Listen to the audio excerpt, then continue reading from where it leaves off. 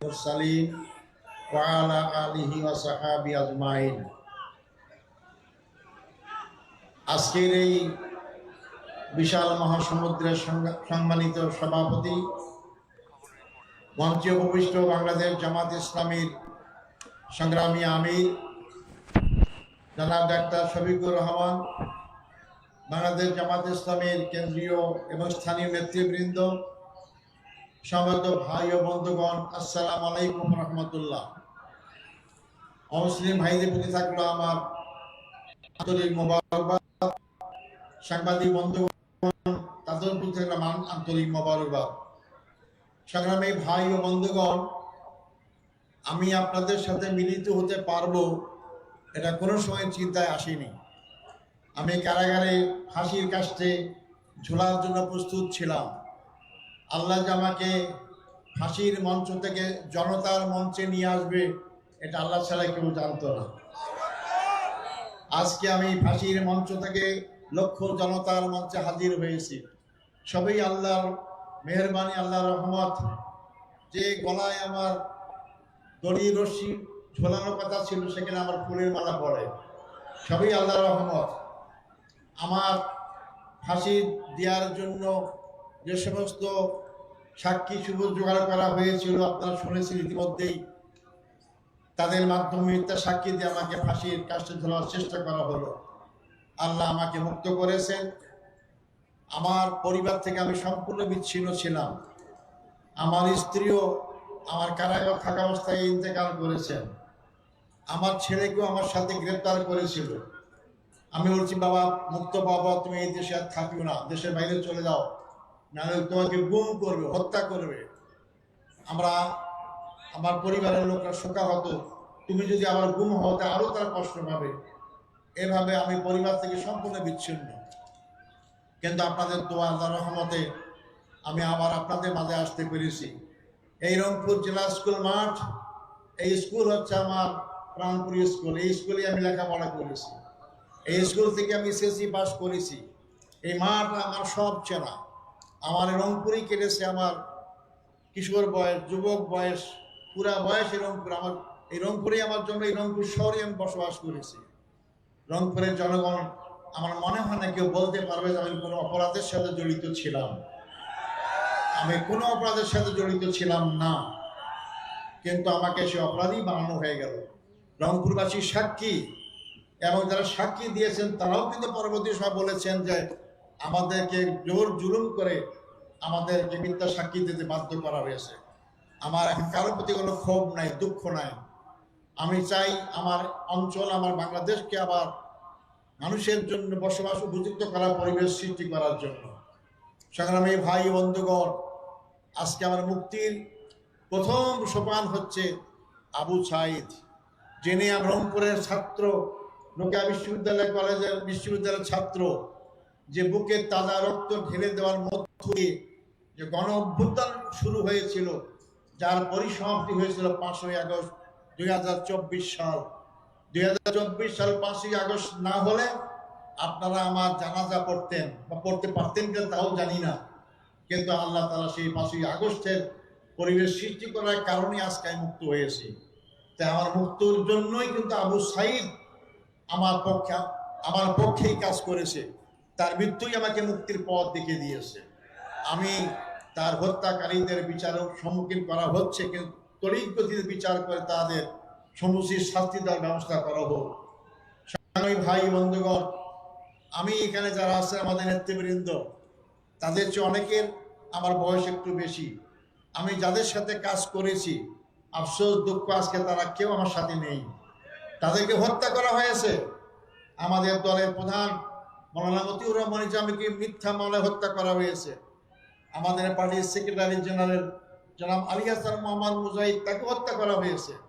আমাদের পার্টির 2 জন সহকারী সেক্রেটারি জেনারেল জনাব মোহাম্মদ কামারুজ্জামান আব্দুল কাদের মোল্লা এবং নির্বাহী পরিষদ সদস্য জনাব মীর কাসিম সাহেব আলীকে এই কাজটি দিয়ে হত্যা করা হয়েছে। আমি তাদের আত্মার মাগফিরাত কামনা করি। তাদের পরিবারে যারা জীবিত আছেন শোক পরিবারদের আমি সমবেদনা জ্ঞাপন করি, এবং এই সমস্ত মামলার মাধ্যমে যাদেরকে হত্যা করা হয়েছে আমি তাদের বিচারে আমি দাবি জানাচ্ছি, এই কারাগারেই যারা ফাঁসি হয়েছে কার্যকর করা হয়নি, মামলার রায় হয়েছে, যাবজ্জীবন দেওয়া হয়েছে, অথবা মামলা চালাবার অবস্থায় ছিল, তাদেরকেও হত্যা করা হয়েছে কারাগারে বিনা চিকিৎসায়। তার মধ্যে অধ্যাপক গোলাম আজম, আপনার নাম জানেন, আবুল কালাম আজাদ করা হয়েছে, মৌলানা আব্দুস সোবহান যিনি পাঁচবার জাতীয় সংসদের সদস্য নির্বাচিত হয়েছিলেন। যারা যুদ্ধ অপরাধ করে, যারা মানবতা বিরোধী অপরাধ করে, তারা কি জনগণের ভোটে নির্বাচিত হতে পারে? আমি চ্যালেঞ্জ দিয়ে বলতে পারি দুনিয়ার কোনো দেশে এরকম কোনো উদাহরণ নাই। কিন্তু তাদেরকেও তো ফাঁসির কাছে ঝুলাবার চেষ্টা করা হলো। এটাই আজব এক বাংলাদেশ, আজব এক আমাদের ক্ষমতায় যারা ছিলেন তাদের চরিত্র। সংগ্রামী ভাই বন্ধুগণ, সবচেয়ে দুঃখজনক হচ্ছে আমাদের আন্তর্জাতিক খ্যাতি সম্পন্ন আলেমে দ্বীন মুফাসসিরে কোরআন, যাকে কোরআনের পাখি বলা হয়, মৌলানা দেলোয়ার হোসেন সাঈদীকে কারাগার থেকে চিকিৎসা না দিয়ে শেষ পর্যায়ে হাসপাতালে নিয়ে এসে হত্যা করা হয়ে গেল। তাই আমি আজকে আপনাদের মাধ্যমে বর্তমান সরকারের কাছে দাবি জানাতে চাই, যারা এই মানবতাবিরোধী অপরাধে জড়িতকে হত্যা করা হয়েছে, হত্যার ষড়যন্ত্র করা হয়েছিল, এই বিচার প্রক্রিয়ার সাথে যারা যেখানে যেভাবেই জড়িত সবাইকে আইনের আওতায় নিয়ে এসে তাদের বিচার করতে হবে। এবং যারা এই বিচারের সম্মুখীন হয়ে হত্যার সম্মুখীন হয়েছেন তাদের ক্ষতিপূরণ দান করতে হবে। সংগ্রামী ভাই ও বন্ধুগণ, আজকে আমি বলতে চাই গর্বের সাথে, আমার রায়ের মাধ্যমে এটি আজহারুল ইসলাম মুক্তি পায় নাই, আমার রায়ের মাধ্যমে বাংলাদেশ জামাত ইসলামী দীর্ঘদিনের মিথ্যা অপবাদ থেকে মুক্তি পেয়েছে। সর্বোচ্চ আদালত রায় দিয়েছে, ন্যায়ভ্রষ্ট রায় বলা হয়েছে আইনটাই বেআইনি। সেই আইনের মাধ্যমে যাদেরকে হত্যা করা হয়েছে, এই অপবাদ দেওয়া হয়েছে জামাত ইসলামীকে, তারা মানবাধিকার অপরাধ করেছে। আজকে আইনের মাধ্যমে সুপ্রতিষ্ঠিত হয়েছে, আমিও মুক্তি পেয়েছি, ইসলামী আন্দোলন মুক্তি পেয়েছে। এটাই আল্লাহর বিচার, ন্যায় বিচার আল্লাহ করেন। 5ই আগস্ট আমরা জেলখানায় ছিলাম, আমরা কল্পনাও করিনি যে হাসিনা ক্ষমতার স্বার্থে বাধ্য হবে, কিন্তু রাখে আল্লাহ মারে কে? আল্লাহ যে অনেক কিছুই করতে পারেন। মনে হলো যে আল্লাহ সরাসরি এই বিপ্লব ঘটার ব্যবস্থা করেছেন। মনে হলো যে লক্ষ লক্ষ লোক, আমরা দেখতে পাচ্ছিলাম কারাগার থেকে লক্ষ লক্ষ লোক রাজপথে নেমেছে, মনে হয় যে আবাবিল পাখির মতো হাজির হয়েছে লক্ষ লক্ষ লোক। আল্লাহ ফেরেশতা হাজির হয়েছেন এবং তার পতন হয়েছে। যার পতন হয়েছে তিনি কি বলতেন? শেখের বেটি পালায় না, আমরা পালাই নাই, আমাদের কোনো নেতা পালায় নাই। কিন্তু আপনি পালিয়েছেন। কোথায় পালিয়েছেন? যেখানে আপনাদের আসল ঠিকানা, সেখানেই আপনারা পালিয়েছেন। আমাদেরকে পাকিস্তান পাকিস্তান বলেন, আমরা পাকিস্তানে পালাই নাই। আমাদের শহীদ মীর কাসেম আলী মামলা যখন চলে তখন তিনি আমেরিকায় ছিলেন, তাকে বলা হয়েছে আপনি আসবেন না বাংলাদেশে, বিচারের সম্মুখীন হবেন। উনি বলছেন কেন আমি যাব না, আমি কি অপরাধ করেছি? মৃত্যু হলে আমেরিকাও তো হবে, বাংলাদেশেও হবে। তিনি আমেরিকা থেকে বাংলাদেশে এসেছেন, বিচারের সম্মুখীন হয়েছেন, তাকে ফাঁসি দিয়ে শাহাদত করা হয়েছে। তাহলে কারা এই দেশের জনগণকে ভালোবাসে? কারা এই দেশের জনগণের পক্ষে কাজ করে? যারা পালিয়ে যায় তারা, নাকি যারা মৃত্যুর সম্মুখীন হওয়ার পরও দেশ থেকে বিদেশ থেকে দেশে আসে তারা? আসল তারাই দেশপ্রেমিক, তাদের দ্বারা এই দেশ রক্ষা পেতে পারে, তাদের দ্বারা এই দেশের সীমানা রক্ষা হতে পারে। সংগ্রামী ভাই বন্ধুগণ, আজকে বাংলাদেশের জনগণকে চিন্তা করতে বলবো। আবেগ দিয়ে 54 বছরও কাটিয়ে দিলাম, অনেক স্লোগান দিয়ে জাতিকে বিভক্ত করলাম, কিন্তু জাতির কোনো কল্যাণ করতে পারলাম না। আমাদেরকে সত্যিকার অর্থে আধিপত্যবাদ বিরোধী শক্তি বাংলাদেশের জনগণের পক্ষে সবসময় যারা থাকে, যারা দেশে পালিয়ে যাওয়ার চিন্তা করে না, তাদের দ্বারা এই দেশ নিরাপদ, তাদের দ্বারা এই দেশের গণতন্ত্র নিরাপদ, তাদের দ্বারা এই দেশের জনগণের অধিকার নিরাপদ। তাই আগামী নির্বাচনে সেই চিন্তা আমাদের মাথায় অবশ্যই রাখতে হবে। সংগ্রামী ভাই বন্ধুগণ, আমি যে মুক্তি পেয়ে গেলাম, এটা কি আমার এক্সটেনশন লাইফ না, বর্ধিত জীবন না? আমি তো শহীদ হয়ে যেতাম, আমাকে ফাঁসি ঝুলে আপনার সঙ্গে দেখা হতো না। তা আল্লাহ আমাকে বাঁচিয়েছেন, এটা আমার বর্ধিত লাইফ। আমি আপনাদের কাছে ঘোষণা করতে চাই, আমি ছাত্র জীবন থেকে ইসলামী আন্দোলন করি, জনগণের জন্য কাজ করে এরকম পরিসরেই কাজ করেছি। আমি আমার এই বর্ধিত জীবনটা আল্লাহর দিনের জন্য রক্ষা করতে চাই। আমি আল্লাহর দিনেই যাবো। আমি সবাইকে অনুরোধ করব, এই দিন ক্ষণস্থায়ী, দুনিয়া ক্ষণস্থায়ী। যে কোনো মানুষকে মরতে হবে, মনে আমাদের যেতে হবে আল্লাহর কাছে। সে আল্লাহর কাছে আমাদের কাছে অপেক্ষা করছে দুইটা জিনিস, একটা জান্নাত, একটা জাহান্নাম। যদি আমরা জান্নাতে যেতে চাই, দুনিয়ার এই জীবনে আমাদের আল্লাহর দিন কায়েমের চেষ্টায় এগিয়ে আসতে হবে। জামাত ইসলামী সেই কাজটাই করছে। আসুন আমরা সেই জামাত ইসলামের সাথে সম্পৃক্ত হয়ে, যারা হয়নি এখনো, আমরা আগামী দিনে বাংলাদেশকে ইসলামের বাংলাদেশ গড়ার জন্য আমরা চেষ্টা করি। সময় আমার কম, আমাদের আমির জামাত মূল বক্তব্য রাখবেন। আমি আমার আবেগ নিয়ে আসছি, আবেগ আপ্লুতমি। এত লোক আমার দেখা সৌভাগ্য এই রংপুর শহরে হয় নাই। এর আগে তো অনেক প্রোগ্রাম করেছি, তখন তো আমরা অল্প লোক পেতাম। আজকে লক্ষ লক্ষ লোক জমায়েত হয়েছে। আসার পথে রাস্তা দিয়ে আসতে পারতাম না। আল্লাহর কি রহমান মহিমা। আমি তাই আপনাদের কাছে আমার বক্তব্য শেষ করার আগে আমি আপনাদের আমার অভিব্যক্তি ব্যক্ত করতে চাই। আমি শুনেছি জেলখানায় আমার মুক্তির জন্য আপনারা অনেকে রোজা রেখেছেন, আমার মুক্তির জন্য অনেকে নামাজ পড়েছেন, নফল নামাজ পড়েছেন, এমন অনেকে উমরাও করেছেন, অনেকে আপনার আন্দোলন করেছেন। আমি সবাইকে আমার অন্তঃস্থল থেকে আপনাদেরকে মোবারকবাদ, অভিনন্দন জানাচ্ছি। আপনারা আমার অভিনন্দন গ্রহণ করবেন। আপনাদের দোয়ায়, আপনাদের এই যে আগ্রহ, আল্লাহ আমাকে কবুল করেছেন। আপনাদের চোখের পানি আল্লাহ কবুল করেছেন, আমাকে আল্লাহ কবুল করেছেন। কিন্তু আপনারা আমাকে দোয়া করবেন, আমি বাকি জীবন যেন আপনাদের পক্ষে, দেশের পক্ষে, আমার এলাকার পক্ষে জীবন ভরে কাজ করতে পারি, সে তৌফিক দান করেন। সংগ্রামী ভাই বন্ধুগণ, আবু সাইদ কেন জীবন দিয়েছে? আবু সাইদ কি তার নিজের কোনো সম্পত্তি উদ্ধার করার জন্য জীবন দিয়েছে? তার ব্যক্তিগত স্বার্থে কোনো জীবন দিয়েছে? না, সে দেশের স্বার্থে জীবন দিয়েছে। সে এমন বৈষম্য মুক্ত একটা বাংলাদেশ চেয়েছিল, কিন্তু বাংলাদেশ মুক্ত হয়েছে। কোথা থেকে মুক্ত হয়েছে? 15.5 বছরে আমাদের ভোটের কোনো অধিকার ছিল না। 15.5 বছরে গণতন্ত্র ছিল না। 15.5 বছরে আমাদের বাক স্বাধীনতা ছিল না। 15.5 বছরে আমাদের সীমানা অরক্ষিত ছিল। এই 15.5 বছরে আমাদের রাজনৈতিক এবং সাংস্কৃতিক কোনো স্বাধীনতা ছিল না। আধিপত্যবাদী শক্তির রাজনৈতিক থাবা এবং সাংস্কৃতিক আগ্রাসন আমাদের মূল ইমানি শক্তিকে দুর্বল করে দিয়েছে। আমাদের যুব শক্তির চরিত্রকে ধ্বংস করা হয়েছে। আজকে সেখান থেকে আমাদের দেশকে আবার নতুন করে গড়তে হবে।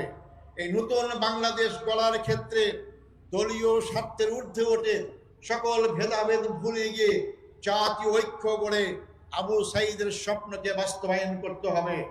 আবু সাইদের স্বপ্ন ছিল একটা আধিপত্যবাদ মুক্ত বাংলাদেশ। আবু সাইদের স্বপ্ন ছিল বৈষম্যহীন বাংলাদেশ। আবু সাইদের স্বপ্ন ছিল যার ভোট নিজের পছন্দের বাক্সে ভোট দিতে পারবে, এইরকম একটি বাংলাদেশ। আবু সাইদের স্বপ্ন ছিল গণতন্ত্র বাংলাদেশ প্রতিষ্ঠা হোক, সেই বাংলাদেশ।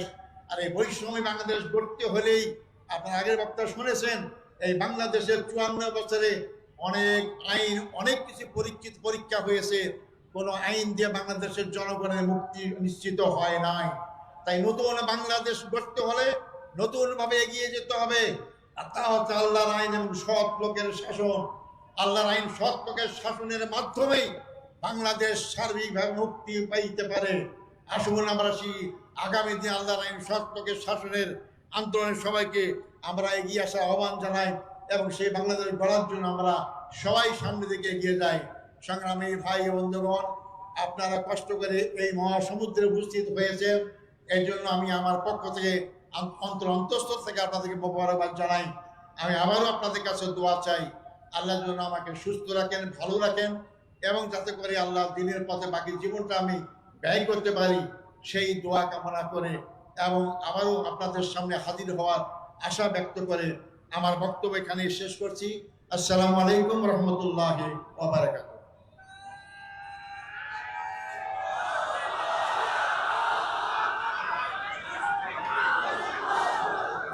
সম্মানিত জনতা, আজকের এই বিশাল জনসভায় আমাদের মাঝে উপস্থিত রয়েছেন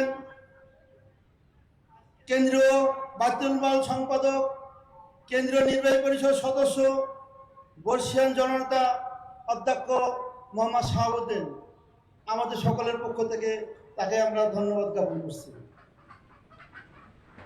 এ পর্যায়ে সভাপতির ধন্যবাদ জ্ঞাপন আজকের এই জনসভার সম্মানিত সভাপতি রংপুর মহানগরীর আমির উপাধ্যক্ষ এটিএম আজম খান।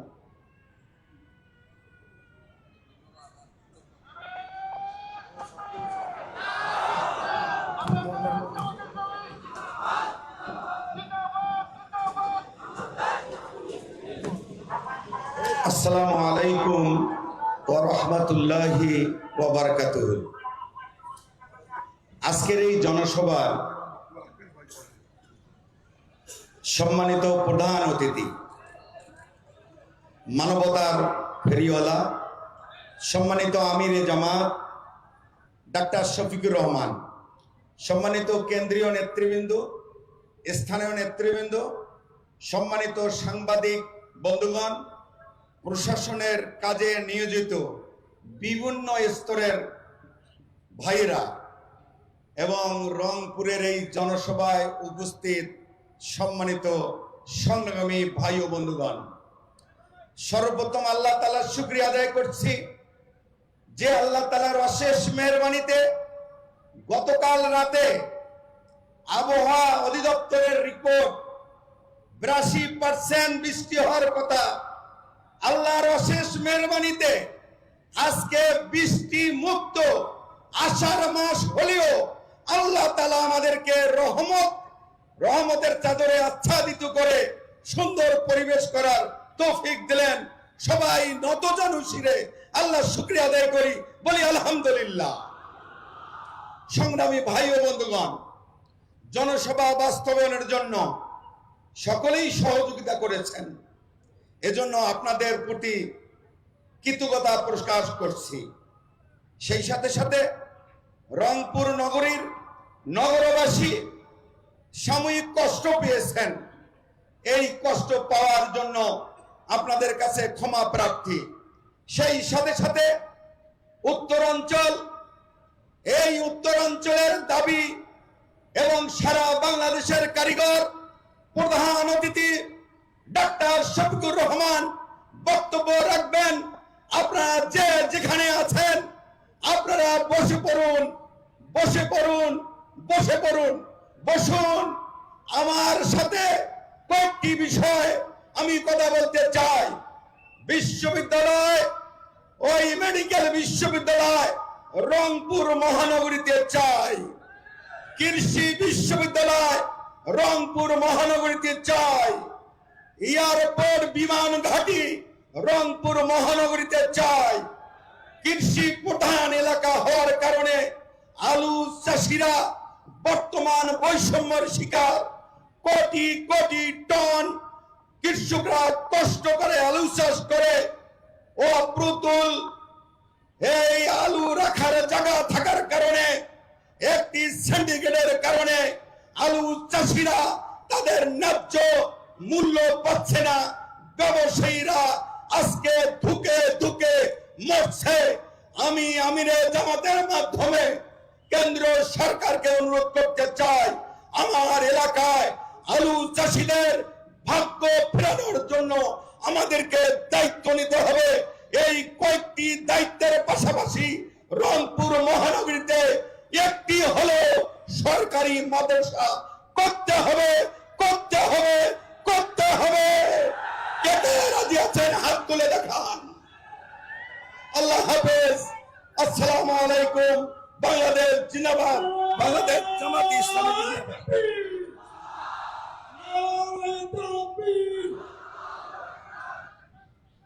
সংগ্রামী ভাই ও বন্ধুগণ, যার জন্য এই প্রখর রোদে গা ঘামিয়ে সারা দিনের কাজকে স্টপ করে জেলা স্কুলের জেলা মাঠকে পরিপূর্ণ শুধু নয়, সারা রংপুর নগরী জনতার জামাতের ন্যায়ের পক্ষের জনতার দাবি পূরণের জন্য তারা মানুষের ঢল নেমেছিল।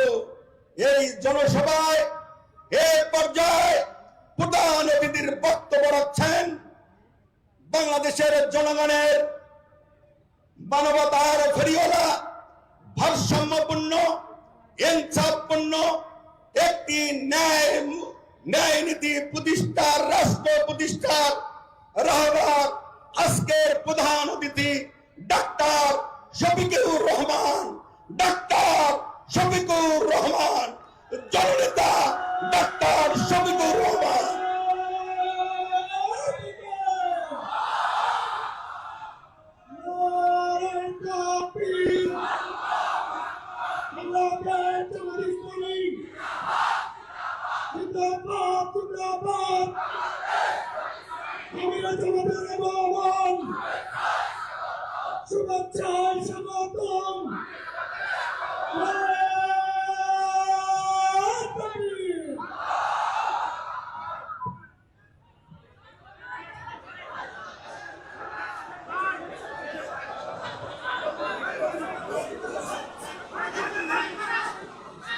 আসসালামু আলাইকুম ওয়া রাহমাতুল্লাহ।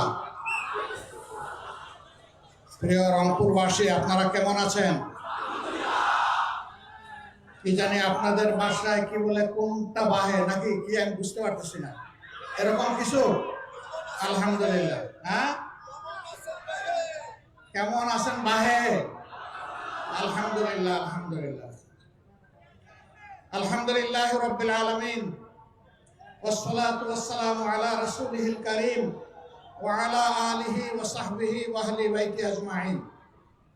বাংলাদেশ জামাত ইসলামী রংপুর জেলা এবং মহানগরী কর্তৃক আয়োজিত আজকের এই বিশাল জনসভার সম্মানিত সভাপতি, মঞ্চে বসা সহকর্মী, কেন্দ্রীয় নেতৃবৃন্দ, স্থানীয় নেতৃবৃন্দ, বন্ধু সংগঠনের সম্মানিত নেতৃবৃন্দ, শহীদ পরিবারের গর্বিত সদস্যবৃন্দ, বিভিন্ন ধর্মের সম্মানিত ভাইয়েরা, আজকের এই বিশাল জনসমুদ্রে উপস্থিত প্রিয় রংপুরবাসী এবং মিডিয়া জগতের আমার প্রিয় বন্ধুরা, আল্লাহ তাবারক ওয়া তাআলার অগণিত শুকরিয়া। কার্যত দুপুর 2টা থেকেই এই আয়োজন চলছে। প্রখর রোদের মধ্যে চামড়া পুড়িয়ে আপনারা কিন্তু জনসভার স্থল ত্যাগ করেন নাই, আপনারা বসে আছেন। আপনারা বসে আছেন, আমি বিশ্বাস করি আজকে আপনারা এসেছিলেন আমাকে দেখার জন্য নয়, আপনারা এসেছিলেন একজন জীবন্ত শহীদকে দেখার জন্য। সম্মানিত ভাইয়েরা,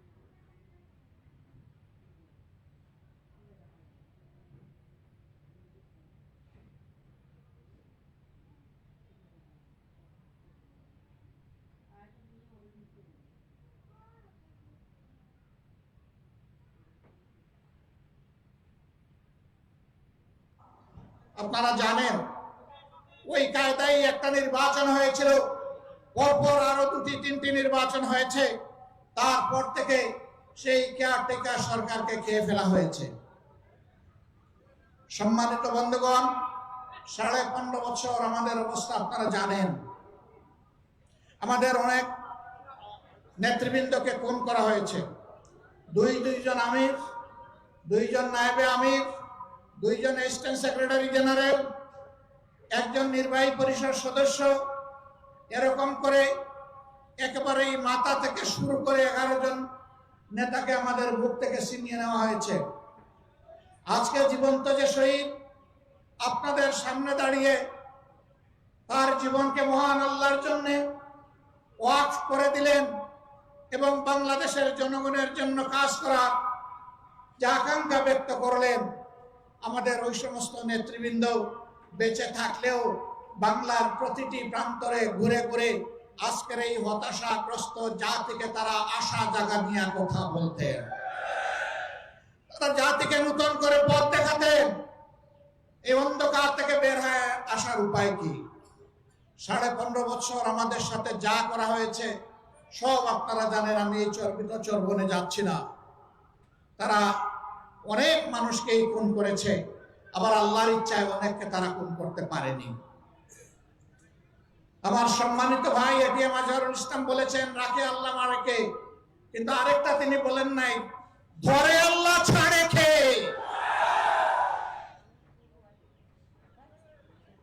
আল্লাহ তাআলা সহজে ধরেন না, কিন্তু ধরা খাইলে তার চঙ্গল থেকে কেউ বাঁচে না।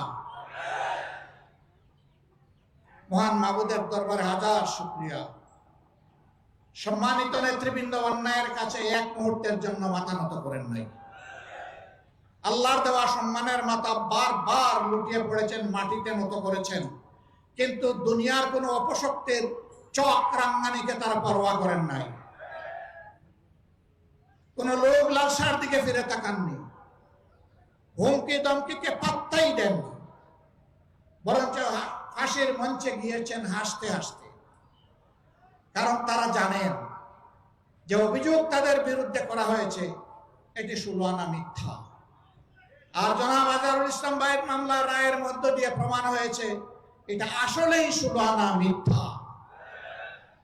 তারা যদি বেঁচে থাকতেন, আমরা আদালতের আশ্রয় নিতাম, আমরা নিশ্চয়ই একই ন্যায় বিচার, একই রায় আমরা পেতাম। কোনো আফসোস নাই, কোনো আফসোস নাই। আমাদের বাগানের শ্রেষ্ঠ ফুলগুলাকে দিনের জন্য, এই জাতির জন্য আল্লাহ তাআলা কবুল করেছেন, আলহামদুলিল্লাহ। শুধু আল্লাহ তাআলার দরবারে আরজ করি, হে আল্লাহ, তোমার এই বান্দাগুলাকে মর্যাদাবান শহীদের কাতারে মিশিয়ে দাও। হযরত হামজা রাদিয়াল্লাহু তাআলা আনহুর মিছিলের কর্মী হিসেবে কবুল করো। হাসরের দিন হযরত হামজা রাদিয়াল্লাহু তাআলা আনহু তার নেতৃত্বের মিছিলে তারা যেন সামনের কাতারে থাকতে পারে। আমার সম্মানিত ভাইরা, তারা জীবন দিয়ে শিখিয়ে গেছেন, দেশকে ভালোবাসলে, মানুষকে ভালোবাসলে, আল্লাহকে ভালোবাসলে আর কাউকে ভয় করতে নাই। সুতরাং জীবন দেওয়ার জন্য প্রস্তুত হও, লড়াই চালিয়ে যাও। মানবতার মুক্তি নিশ্চিত না হওয়া পর্যন্ত তোমাদের লড়াই যেন অব্যাহত থাকে। আমাদের রেখে যাওয়া এই কাজের জন্য তোমরাই পূর্ণতা বিধান করতে পারো। মহান আল্লাহর দরবারে সেই দোয়া করছি। আফসোসের বিষয় এই যে আবু সাইদদের শাহাদাতের জীবন বাজি রাখা লড়াই এবং জীবন উৎসর্গ করার বিনিময়ে আজকে বাংলাদেশের মানুষ, আমরা যারা মুক্তি পেলাম, তারা কেন ধৈর্য ধরতে পারছি না কেন? চতুর্দিকে পত্রিকার পাতা খুললে, স্যাটেলাইট মিডিয়ার সামনে দাঁড়ালে, বসলে, আজকে বাংলাদেশের কোনো না কোনো এলাকায় আমরা বিভৎস কিছু মানুষের থাবা দেখতে পাচ্ছি। আমার মায়ের ইজ্জতের উপরে আমি এই থাবা দেখছি, মানুষের জীবনের উপরে এই থাবা দেখছি, জনগণের সম্পদের উপরে এই থাবা দেখছি। এমনকি দিশাহারা হয়ে তারা যখন হুঁশ ঠিক থাকে না, তখন নিজের লোককেও নিজেরা খুন করতে কুণ্ঠাবোধ করে না। কেন রে ভাই তোমাদের এই অবস্থা? যদি এই 24-এর পরিবর্তন না হতো, তোমরাও কি এইভাবে মুক্ত বাতাসে আল্লাহর দেওয়া আসমানের নিচে চলাফেরা করতে পারতা? নিশ্চয়ই পারত না। আমরা বিশ্বাস করি এই পরিবর্তনে আন্দোলনে সকল বিরোধী দলেরই সীমাহীন ত্যাগ এবং কুরবানি জড়িত রয়েছে। সবার উপর অত্যাচার করা হয়েছে, আলিম উলামাকে খুন করা হয়েছে, গুম করা হয়েছে, মানুষকে পদে পদে অপদস্থ করা হয়েছে। শেষবার যখন আমাকে গ্রেফতার করা হয়েছিল, তখন বেশ কিছু আলিম উলামার সাথে জেলে, চলন্ত প্রিজন ভ্যানে এবং আদালতের কাস্টডিতে তাদের সাথে আমার দেখা হতো। বয়োবৃদ্ধ আলিম, তাদের হাতে ছিল হাত কড়া পরানো, পায়ে ছিল লোহার বেড়ি। আপনারা দেখেছেন যে জীবন্ত শহীদ আজকে এখানে দাঁড়ালেন, তার মতো একজন সম্মানিত দায়িত্বশীল নেতার পায়েও তারা বেড়ি পরাতে কুণ্ঠাবোধ করে নাই। এরা ছিল রাজনীতির নামে শিষ্টাচারবিহীন এক প্রজাতি। এরা রাজনীতির শিষ্টাচার জানতো না ভাই। জানতো না বলেই তাদের অপকর্মের স্বাদ ভোগ করে তারা বিদায় নিল। একই অপকর্ম যদি এখন আর কেউ করে, তাহলে তাদের জন্য এর চাইতে ভয়ঙ্কর স্বাদ অপেক্ষা করছে। আজকে আমি যখন সৈয়দপুর এয়ারপোর্টে নামলাম, কিছু সাংবাদিক বন্ধু আমাকে ঘিরে ধরল। আমি বললাম, ভাই আজকে তো কথা হবে জনসভায়, এখানে কথা না বলি। বলেছে না, আমরা ওখানে যাচ্ছি না, আমরা এখানে এই দুই একটি কথা অতি অল্প সময় শুনতে চাই। এর মধ্যেই প্রথম প্রশ্ন, বর্তমান পরিবেশে আপনি কি মনে করেন সুষ্ঠু নির্বাচন সম্ভব? আমি বললাম, আমি কি বলবো, পাটগ্রাম তো আপনাদের একেবারে কাছে। পাটগ্রামে কি হচ্ছে কি হয়েছে আপনারা দেখতে পাচ্ছেন। আর শুধু পাটগ্রাম নয়, সারা বাংলাদেশকে এখন পাটগ্রাম বানিয়ে ফেলছে একদল। এই অবস্থায় সুষ্ঠু নির্বাচনের কল্পনাও করা যায় না। সুষ্ঠু নির্বাচনের জন্য কতগুলো মৌলিক সংস্কার অবশ্যই করতে হবে। আমরা সেই সংস্কারগুলোর কথা বলেছি। আমরা ওই সংস্কারও আদায় করে ছাড়বো এবং সুষ্ঠু নির্বাচনও আমরা ইনশাআল্লাহ আদায় করে ছাড়বো। কেউ যদি আওয়ামী ফ্যাসিবাদ আমলের নির্বাচনের স্বপ্ন দেখে থাকেন, আমরা বলবো মহান আল্লাহর সাহায্যে আমরা সেই স্বপ্নকে দুঃস্বপ্নে পরিণত করবো ইনশাআল্লাহ। এ স্বপ্ন বাস্তবায়ন হতে দেওয়া হবে না। কোন প্রশাসনিক কূপ করতে দেওয়া হবে না। ভোট কেন্দ্রে কোনো হস্তান্তর চলবে না। কালো টাকার কোনো খেলা সহ্য করা হবে না। এটা মনে রাখতে হবে। আবু সাইদের সঙ্গীরা তারা কয়েকশো জন দুনিয়া থেকে বিদায় নিয়েছে, শিক্ষা রেখে দিয়েছে, আওয়াজ তুলে দিয়েছে যে আমাদের এই লড়াই অব্যাহত থাকবে। এই জন্য এরা বলেছে বৈষম্যহীন একটা মানবিক সমাজ প্রতিষ্ঠিত না হওয়া পর্যন্ত। তারা স্লোগান দিচ্ছে আবু সাইদ মুক্ত, শেষ হয়নি যুদ্ধ। রংপুরবাসী আপনারা বড়ই সৌভাগ্যবান। বিশাল আন্দোলনের আইকনিক পার্সন আপনাদের বুকের সন্তান আবু সাইদ। তার গর্বিত পিতা এখানে বসে আছেন, শহীদ পরিবারের অন্যান্য সদস্যবৃন্দ বসে আছেন। আমরা মহান দরবারে, মহান রব্বে কারিমের দরবারে নত শিরে শুকরিয়া আদায় করি, আল্লাহর দরবারে দোয়া করি এই পরিবারগুলোর নিরাপত্তার দায়িত্ব আল্লাহ যেন গ্রহণ করেন। এই পরিবারগুলোকে আল্লাহ তাআলা দুনিয়া আখিরাতে যেন সম্মানিত করেন। এই পরিবারের সদস্যরা লড়াইয়ের যে সবক, যে শিক্ষা এই জাতিকে শিখে গেছে, আমরা যেন বুকে ধারণ করে মানবতার মুক্তির জন্য সেই লড়াই চালিয়ে যেতে পারি। আবু সাইদের সঙ্গীরা, তোমরা জেগে উঠো আরেকবার। তোমরা বৈষম্যহীন সমাজের জন্য লড়াই করেছিলে। আমরা তোমাদের জন্যই একটা নিরাপদ বাংলাদেশ মহান আল্লাহর সাহায্য নিয়ে গড়ে রেখে যেতে চাই। যুবকদের হাতগুলো সামনে যেন মজবুত থাকে। নির্বাচনের সময় কেউ যেন কোনো অপকর্ম করার সুযোগ না পায়। জনগণের ন্যায্য ভোটে যারাই নির্বাচিত হবে, বাংলাদেশ জামাতে ইসলামী তাদেরকে অভিনন্দন জানানোর জন্য এখন থেকে প্রস্তুত। আর আল্লাহ রাব্বুল আলামিন যদি এই জাতির খেদমতের জন্য আমাদেরকে কবুল করেন, তখন আমরা এই যুবকদেরকে বুকে ধারণ করে সামনে এগিয়ে যাব ইনশাআল্লাহ। সম্মানিত ভাইরা,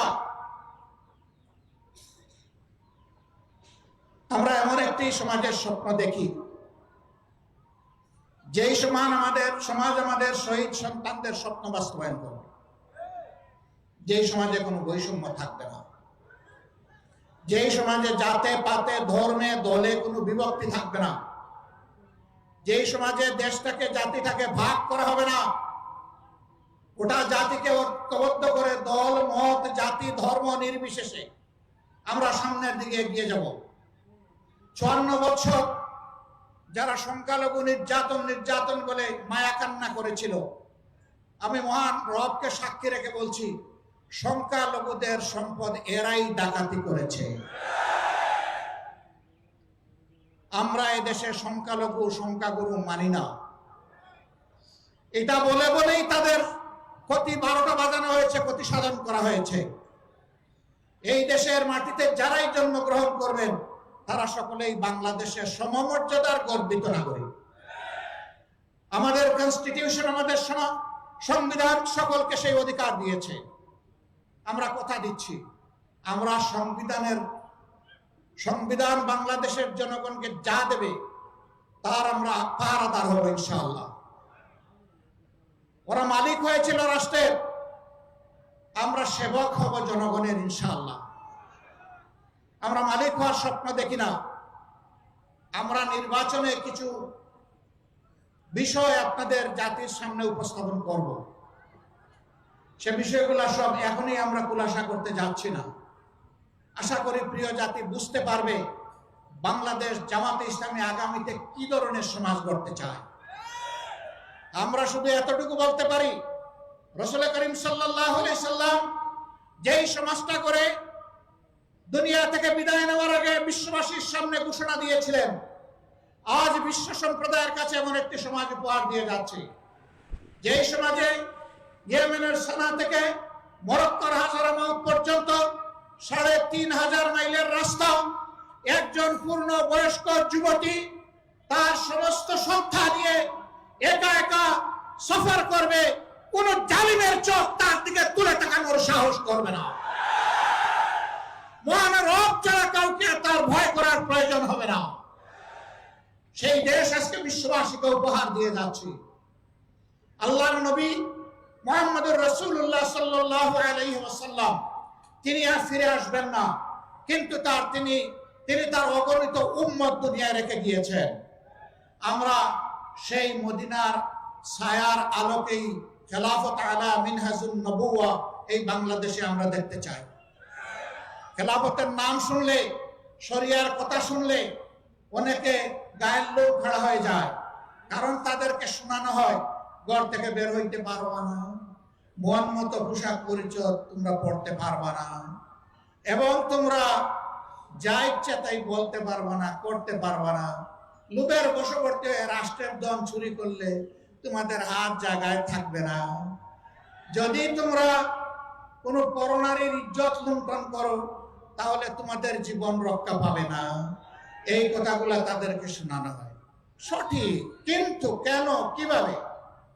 একজন লোক যদি অভাবের তাড়নায়, ক্ষুধার জ্বালায় বাধ্য হয়ে যদি চুরিতে লিপ্ত হয়ে যায়, রাষ্ট্র তার হাত কাটবে না, আমরা গ্যারান্টি দিচ্ছি।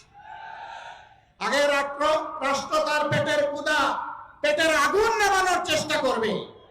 যে রাষ্ট্র তার নাগরিকের অন্য বস্ত্র, বাসস্থান, খাদ্য এবং চিকিৎসা, শিক্ষার ব্যবস্থা করতে পারে না, সেই রাষ্ট্রের তার নাগরিককে শাস্তি দেওয়ার অধিকার থাকতে পারে না।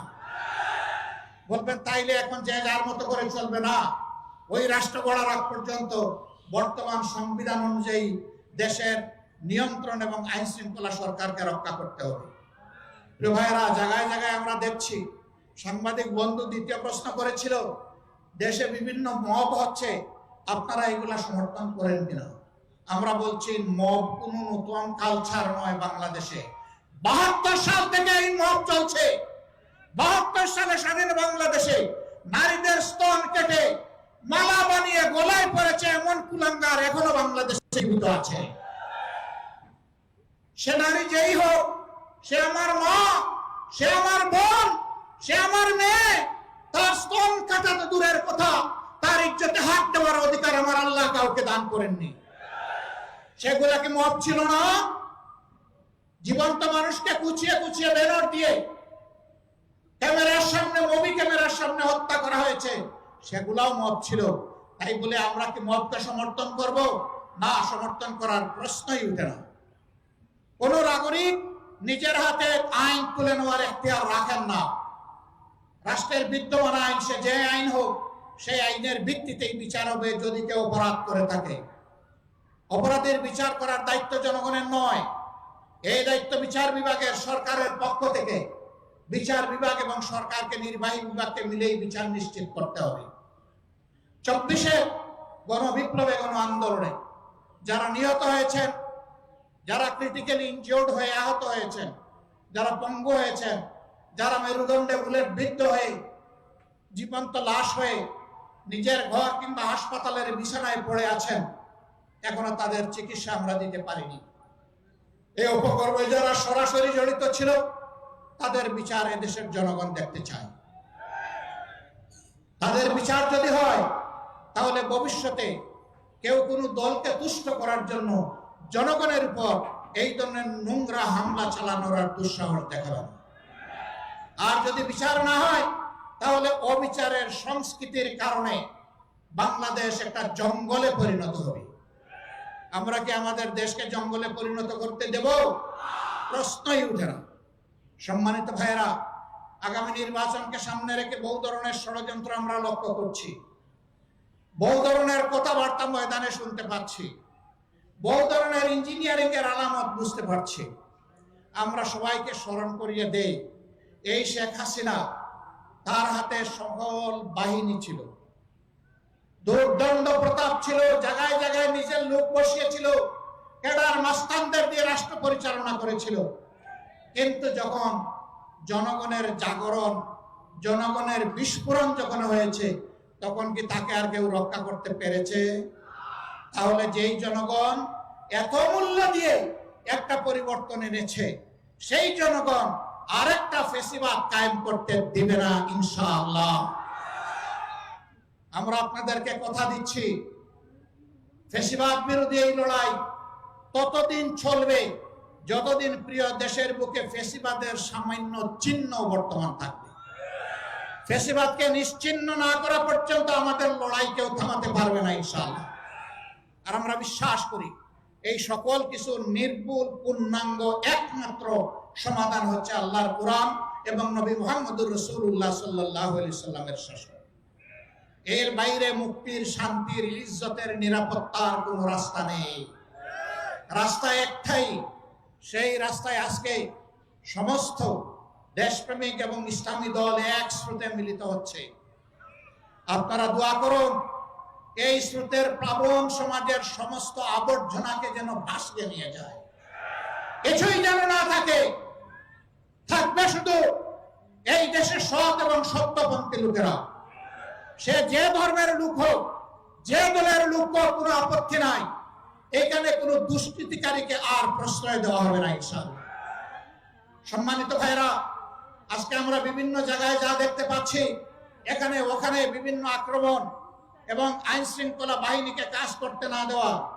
আমরা আইন শৃঙ্খলা বাহিনীকে বলি, অতীতে যারা অপরাধ করেছে তাদের ব্যাপার রাষ্ট্র দেখবে। এখন আপনারা যারা দায়িত্বে আছেন, আপনারা দায়িত্ব পালন করুন। আপনারা ন্যায়ের পথে থাকবেন, আপনারা অন্যায়ের বিরুদ্ধে ব্যবস্থা নেবেন। জনগণ আপনাদের পাশে দাঁড়িয়ে আপনাদেরকে শক্তি যোগাবে ইনশাআল্লাহ। আমরা আপনাদের পাশে থাকবো, কিন্তু অন্যায় করতে দেখলে সবার আগে আমরাই কিন্তু প্রতিরোধ গড়ে তুলব। অতএব অন্যায়কারীদের পক্ষ নেবেন না, ফ্যাসিস্টদের পক্ষ নেবেন না, জনগণের পক্ষে থাকবেন, কারণ জনগণ আপনাদেরকে রাষ্ট্রের এই দায়িত্ব দিয়েছে। অতএব জনগণের বিরুদ্ধে যারা যায় তাদের কি পরিণতি হয়েছে সেদিকে একটু তাকালেই চলবে। আমরা চাই না বারবার এই দেশে একই পরিণতি যেন আরো কিছু মানুষকে ভোগ করতে হয়, বরঞ্চ আমরা চাই প্রিয় দেশে সকল শ্রেণী পেশার মানুষ একত্রিত হয়ে আমরা দেশটাকে সামনের দিকে এগিয়ে নেব ইনশাআল্লাহ। সে দেশটা কেমন হবে? সেই দেশের যুবকরা বেকারত্বের অভিশাপে ইনশাআল্লাহ ভুগবে না। আমরা তাদেরকে নৈতিক এবং বাস্তবিক এমন শিক্ষা তাদের হাতে তুলে দিতে চাই যে শিক্ষা শেষ সাথে সাথে তার হাতে আসবে একটি কাজ। তিনি উদ্যোক্তা হতে পারেন, আবার কোনো জায়গায় চাকরিও করা লাগতে পারে। যার জন্য যেটা প্রযোজ্য তার হাতে ইনশাআল্লাহ এটা পৌঁছে যাবে। জিজ্ঞাসা করবেন এমন দেশ বাংলাদেশে আসমানের জমিনে আছে কিনা? এমন দেশ একটা দুইটা নয়, শত দেশ এইরকম আছে। তারা সার্টিফিকেট দেখে না, তারা ছাত্রদের ক্রেডেনশিয়াল নিয়ে যায়, ওখান থেকেই দিয়ে দেয়। আমাদের দেশেও তাই হবে। মা বোনদের কি হবে? 1.5 মণ ওজনের থালা কি সকল দরজায় ঝুলবে যে তারা বের হতে পারবে না? নো, তাদেরও যাদের প্রয়োজন আছে, যোগ্যতা আছে, প্রয়োজন এবং যোগ্যতা অনুযায়ী এই সমাজের উন্নয়নের সমান তালে তারাও ভূমিকা রাখবে ইনশাআল্লাহ। সেদিন দুইটা জিনিস বাড়তি পাবে, একটি তাদের মর্যাদা, আরেকটি তাদের নিরাপত্তা। এখন মর্যাদাও নাই, নিরাপত্তাও নাই, দুইটা তাদের হাতে তুলে দেওয়া হবে ইনশাআল্লাহ। আমরা যারা দুর্নীতিবাজ এরা আবার আমাদেরকে একটু ভয় পায়, কয় বাবা এরা আসলে আমরা বাঁচবো কেন? যেভাবে রাষ্ট্রের সাধারণ জনগণ বাঁচবেন সম্মানের সাথে, ঠিক একইভাবে আপনারাও বাঁচবেন সম্মানের। আপনি যা পাবেন তাই দিয়ে ইনশাআল্লাহ সম্মানের সাথে আপনার সংসার চলবে। এখন দুর্নীতি করতে গিয়ে এমন ভাবে করেন যে শেষ পর্যন্ত কলা পাতায় ঘুমাইতে হয়, এইটার দরকার পড়বে না ইনশাআল্লাহ। একজন বিচারপতি কলা পাতায় ঘুমাইছে না, ওটার প্রয়োজন হবে না। সম্মানিত ভাইয়েরা, এই জন্য একটা বৈষম্যহীন, দুর্নীতিমুক্ত এবং আগামীর একটা মানবিক বাংলাদেশ গঠন করা হচ্ছে জামাত ইসলামের অঙ্গীকার। এই অঙ্গীকার পূরণে আমরা সৎ এবং প্রতিজ্ঞাবদ্ধ। গত 10 মাসের আমাদের কার্যক্রম তার প্রমাণ। এত মজলুম দল হওয়া সত্ত্বেও